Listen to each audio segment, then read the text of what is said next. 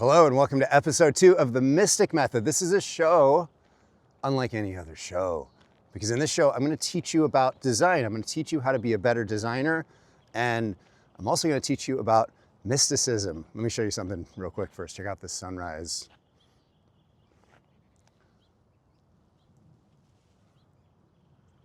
Isn't that beautiful? I've been getting up at 5 every morning to come to this local nature preserve and shoot this show. It's a pleasure to have you join me on this early morning hike. It's beautiful, the weather's perfect. It's a little warm, but it's perfect. And I'm glad to be out here. Thanks for joining me. This is episode 2. So what we're gonna do, like I said, we're gonna talk about design. I'm gonna teach you about design. Why do you wanna know about design? Maybe you're not a designer. What's the point? Why do you need to learn about design? Well, I think design is one of the most important skills you can have in life, understanding more about design. And I spent 25 years as a designer. I helped create world-changing products. I worked in advertising for 15 years and created campaigns that went around the world. I was in charge of design at Tesla for a couple of years before I got fired for being too creative. Sorry, Elon, I have an imagination and I like to use it. But what I'm most excited about, more excited about than anything I've ever done in all of my 25 years of being a designer and chasing success in every form I could imagine. What I'm more excited, and finally getting to a lot of places that I dreamt of reaching, and realizing that honestly none of them ever ended up feeling as fulfilling as I expected them to. Now I'm doing something that hasn't even reaped the rewards yet, but the rewards are internal because I feel so happy doing this. And I think that's the key to the success that most of us seek in life, is doing things where the rewards are internal. And so I can't even explain it. I'm up with the sunrise before my wife and kids. And I'm like, in my mind, I'm like, what the heck am I doing? I'm shooting a show. I'm an almost 50-year-old guy making a show about design, but you know what? Something about doing this. So here's kind of my compass for how I know I'm moving in the right direction with things in my life.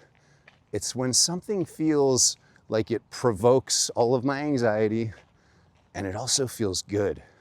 And I've had a lot of things where I've followed the anxiety. I've always, for whatever reason, been driven to pursue things that give me anxiety. Don't ask me why. I think the main reason is that I struggled with anxiety throughout so much of my life, and I eventually learned that the key to conquering anxiety is to do the things that give you anxiety. Do the things you're scared of until you stop having anxiety about them, and then you learn something on the other side of that. So going to work for Elon Musk, that was the most anxiety-provoking thing that I could ever have conceived of, and it provoked a tremendous amount of anxiety. And a lot of that anxiety was honestly warning signals. And I think that's the key about anxiety, is sometimes it's warning us, but I think we have to kind of learn what it's teaching us by stepping through it. And so I learned a tremendous amount through that experience. And now I'm sort of being called forth again to do something that provokes anxiety in me, but where there's also kind of like some curiosity and some pull and some draw. So maybe you feel that in your life as well. And that's why you're here hanging out with me. I'm about to start heading uphill. So sorry if I get a little huffy and puffy, but I'm trying to combine this with a little early morning exercise. I love an early morning hike. So thanks again for hanging out with me. But yeah, I think that's kind of the compass. That's my compass. Let me know how that resonates with you. That idea of, if something provokes anxiety, but there's something interesting and exciting about it, that's the direction to go in. And one of the things I was saying a minute ago is that throughout my career, I was drawn to do what I was afraid of. I was drawn to follow that anxiety. But the thing is that a lot of the time, there wasn't that sort of heart, like something was pulling on my heart. It was more like I was trying to prove myself. I had to do these things because they scared me and I wanted to prove that I could do it. And a lot of the time I ended up getting burned. Like when I went to work for Elon, I got burned very badly, and it was one of the most painful experiences of my life. But recovering from it, rebuilding myself, as I wrote about in my newsletter the other day, was the thing that really gave me myself back, and like gave me myself on levels, you know, in ways where I'd always wanted to know myself, and it had been elusive. And I think that I had to go to sort of the top in a way, or what was the top for me in my own life, and kind of have it fall apart to realize that that's not where it's at. And where it's at, it's like I was saying in the beginning, what real success is about is something that we find within ourselves. And then when we show up in the world, it's kind of like when we show up in the world with a full cup, then we get to give and have what I want. You know, second half of my life, I'm 49, God willing, I'm halfway through. That would be an absolute miracle if I got to live as many years as I've already lived, and I'm only at the halfway point. That would be amazing. And if that is the case, what I would love is that from here forth, it's about approaching my career, because we've all got to have a career, right? Approaching my career is how we contribute to the world, how we give value to how we exchange value with the world. My deepest dream is that my career is something where I'm contributing value to the world in unique ways that only I can, and that I'm doing it from a place of feeling already fulfilled. Like I'm not looking for validation. I'm not looking for someone to tell me I'm good. That being said, I really want to create a show. It's something I've wanted to do my whole life. I don't know why. I just feel the draw to do it. So for me, it's a 49-year-old guy going on a hiking trail in the morning, sticking a camera in my face. This is just me doing something I've always wanted to do, you know, expressing a part of myself that I've always wanted to express, but have maybe been afraid of in the past. So I'm happy to be here talking with you. But let's talk about design, because my real goal with this show is to teach you about design. And again, I spent a 25-year career as a designer, so I know a thing or two.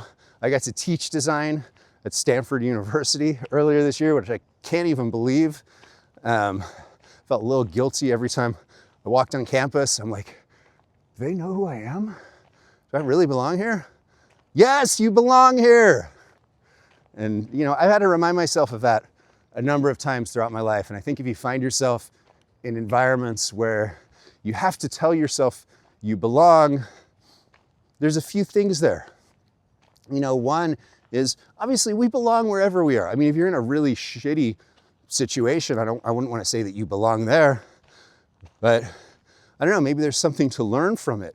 You know, maybe there's an opportunity to become a stronger, better version of yourself that will never end up in that situation again. You know, but when you're in a situation that's really incredible and you're surrounded by the best people and you're like, what am I doing here? You know, what I have learned from my own experiences, I think that kind of feeling points to an unhealed wound. And it points to an unhealed wound around deservingness, because we all deserve great things in our life. We're all uniquely valuable and beautiful in our own unique way. And part of what this show is going to be about is the idea that design isn't just about visual aesthetics. Design isn't just about layout. Design isn't about, you know, it's not just about typography or color theory or understanding hierarchy. You know, those are all components, but what design is really about is being a creator, creating new things in the world, which includes creating a new version of yourself. And so when you create a great design, you're also creating a new version of yourself. You're reinventing yourself. And throughout my own career, every time I designed something that was a challenge, and the way you get better at anything is that you take on things, you take on projects that push you and challenge you and that you don't think you can do. Because on the other side of doing something that you didn't think you could do is another version of yourself. And so that's maybe the first core teaching of the Mystic Method, is that you have the power to be whoever you want to be. You have the power, and if you have a dream inside of you, if there's a dream or a fantasy inside of you about something you want in your life or something that you want to create, that's available to you. I don't think there's any reason that you would have a fantasy inside of you, something that you want, if it wasn't available to you. So the key is to uncover the blocks that are standing in the way and discover the path to what you want. And so that's what I hope to teach you through the Mystic Method. Mystic Method is a 5-step process that I came up with based on my career. It's based on a method that I teach to my more conventional clients in Silicon Valley.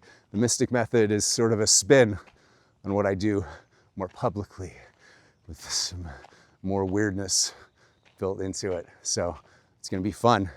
And that's really the first thing, is knowing that you are free. If you want to be a designer, you can be a designer. If you want to be a dancer, you can be a dancer. If you want to do things differently than how anyone else has ever done them, you are free to do that. You can do whatever you want. You can do it however you want. You can experiment with new things. And David Bowie said that we do our best work when we're right at the edge of where we feel comfortable. So keep that in mind, that if you're pushing into discomfort, kind of like I am doing this show, if you're pushing into discomfort, if you're doing something new, if you're kind of trying to reach beyond where you've been before, that's usually the beginning of something pretty exciting. And it can kind of feel shaky at the beginning as you navigate that uncertainty. Can I do this? Is this really going to work out? You got to let go of that voice in your head. And I write about the river and lake in my newsletter. The river is the voice in your head. The river is the version of you that's conditioned to think and believe and behave a certain way. The lake is the part of you that never changes, and the part of you that's infinite. So learn to tune into the lake, which means spending more time in stillness, spending more time in nature, learning to watch your breath, learning to learn, learning to get creative. And the Mystic Method is also all about how to get more creative, because that's the key to whatever you want in your life, honestly.